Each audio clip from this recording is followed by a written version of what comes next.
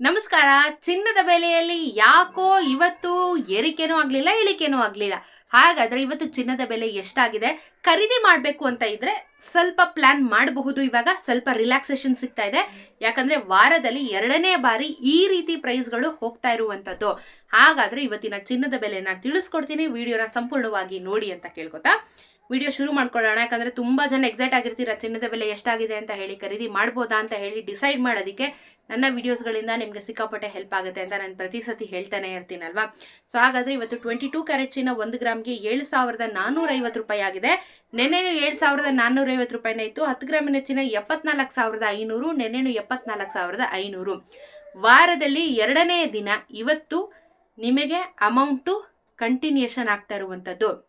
ನೀವು ನನ್ನ ಸೋಮವಾರದ ವಿಡಿಯೋ ನೋಡಿದ್ರೆ ಶುಕ್ರವಾರ ಇಂದ ಸೋಮವಾರ ತನಕ ಒಂದೇ ಪ್ರೈಸಲ್ಲಿ ಓಡ್ತು ಚಿನ್ನ, ಬದಲಾವಣೆ ಆಗಲಿಲ್ಲ. ನಿನ್ನೆ ನಿಮಗೆ 150 ರೂಪಾಯಿ ಏರಿಕೆ ಆಯಿತು. ಮಂಗಳವಾರ, ಬುಧವಾರ ನಿಮಗೆ ಯಾವುದು ಬದಲಾವಣೆ ಆಗಲಿಲ್ಲ, ಸೇಮ್ ಪ್ರೈಸಲ್ಲಿ ಓಡ್ತಾ ಇದೆ.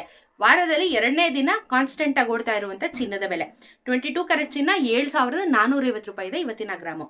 24 ಕ್ಯಾರೆಟ್ ಚಿನ್ನ 8,123 ರೂಪಾಯಿ ಆಗಿದೆ 1 ಗ್ರಾಮು. ನೆನ್ನೆನು 8,123 ಇತ್ತು. 10 ಗ್ರಾಮಿನ ಚಿನ್ನ 81,230, ನಿನ್ನೆ 81,230. ಇದರಲ್ಲೂ ಸಹ ಬದಲಾವಣೆ ಆಗಲಿಲ್ಲ. 24 ಕ್ಯಾರೆಟ್ ಚಿನ್ನನು ಅದೇ ಪ್ರೈಸಲ್ಲಿ ಓಡ್ತಾ ಇದೆ. 18 ಕ್ಯಾರೆಟ್ ಚಿನ್ನ 6,100 ರೂಪಾಯಿ ಆಗಿದೆ. 6,100, ನೆನ್ನೆನು 6,100 ರೂಪಾಯಿ. 10 ಗ್ರಾಮಿನ ಚಿನ್ನ 61,000, ನೆನ್ನೆನು ನಿಮಗೆ 61,000 10 ಗ್ರಾಮ್ಗಿತ್ತು. ಯಾವುದು ಬದಲಾವಣೆ ಆಗಲಿಲ್ಲ.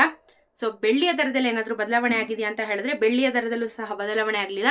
ವಾರದ 3ನೇ ದಿನ ಬೆಳ್ಳಿಯ ದರನೂ ಸಹ ಕಾನ್ಸ್ಟೆಂಟ್ ಆಗಿದೆ. 96 ರೂಪೀಸ್ 50 ಪೈಸಾ, 96 ರೂಪಾಯಿ 50 ಪೈಸಾ. ನಿಮಗೆ 1 kg ಬೆಳ್ಳಿಯ ದರ 96,500 ರೂಪಾಯಿ ಆಗುತ್ತೆ. GST ಮೇಕಿಂಗ್ ಸೇರಿಸಿದ್ರೆ ನಿಮಗೆ 1 ಲಕ್ಷದ ಮೇಲೆ ಹೋಗುತ್ತೆ.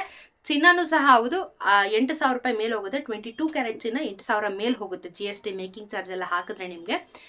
ಸೊ ಏನಕ್ಕೆ ಗೊತ್ತಾ ಈ ಥರ ಆಗಿರುವಂಥದ್ದು? ಚಿನ್ನದ ಬೆಲೆ ಕಾನ್ಸ್ಟೆಂಟ್ ಆಗಿ ಏನಕ್ಕೆ ನಡೀತಾ ಇರ್ಬೋದು ಅಂತ ನಿಮ್ಗೆ ಅನ್ಸುತ್ತೆ? ಕಮೆಂಟಲ್ಲಿ ತಿಳಿಸಿ. ಇದ್ರ ಜೊತೆಗೆ ಇನ್ನೊಂದು ವಿಷಯ ಏನು ಅಂತ ಹೇಳಿದ್ರೆ, ನಿಮಗೆ ಗೊತ್ತಿರೋ ಹಾಗೆ US ಅಲ್ಲಿ ಡೊನಾಲ್ಡ್ ಟ್ರಂಪ್ ಅವರು ಇವಾಗ ಪ್ರಮಾಣ ವಚನನ ಸ್ವೀಕರಿಸಿದ್ದಾರೆ. ಇವಾಗ ಮತ್ತೊಮ್ಮೆ ಅವರು ಪ್ರೆಸಿಡೆಂಟ್ ಆಗಿದ್ದಾರೆ.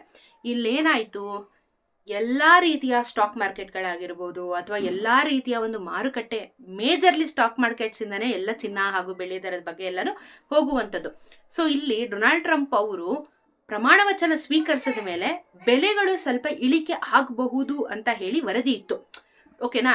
ಅದು ಗ್ಯಾರಂಟಿ ಇಲ್ಲ, ಜಾಸ್ತಿನೂ ಆಗ್ಬೋದು, ಕಮ್ಮಿನೂ ಆಗ್ಬೋದು, ಅಥವಾ ಹಿಂಗೆ ಕಾನ್ಸ್ಟೆಂಟ್ ಆಗಿ ಇನ್ನೂ ಒಂದು ವಾರ ಓಡ್ಬೋದು. ಬಟ್ ಇವು ಪ್ರಮಾಣ ವಚನ ಸ್ವೀಕರಿಸಿದ ನಂತರ ಸ್ವಲ್ಪ ಇವಾಗ ರಿಲೀಫ್ ಸಿಗ್ತಾ ಇದೆ. ಎಲ್ಲಾನು ಇಂಪ್ಯಾಕ್ಟ್ ಆಗುತ್ತೆ. ನೀವು ಕೇಳ್ಬೋದು, ಮೇಡಮ್ ನಮ್ಮ ಇಂಡಿಯಾ ಮೇಡಮ್ ಅವ್ರು ಇರೋದು ಅಮೆರಿಕಾದಲ್ಲಿ, ನಮಗವ್ರಿಗೆ ಏನು ಸಂಬಂಧ ಅಂದರೆ ಖಂಡಿತ ಸಂಬಂಧ ಇದೆ. ಇಂಪೋರ್ಟ್ ಎಕ್ಸ್ಪೋರ್ಟ್ ಪ್ರತಿಯೊಂದೂ ಎಲ್ಲ ಕಂಟ್ರಿಯಿಂದ ಎಲ್ಲ ಕಂಟ್ರಿಗೂ ಆಗೋದ್ರಿಂದ, ಜೊತೆಗೆ ಇಲ್ಲಿ ಪೊಲಿಟಿಕಲ್ ಗೇಮ್ಸು ಇರುತ್ತಿಲ್ಲ ಅಂತ ಹೇಳ್ತಾ ಇಲ್ಲ, ಎಲ್ಲಾನು ಸಹ ಎಲ್ಲರ ಮೇಲೂ ಇಂಪ್ಯಾಕ್ಟ್ ಆಗುತ್ತೆ.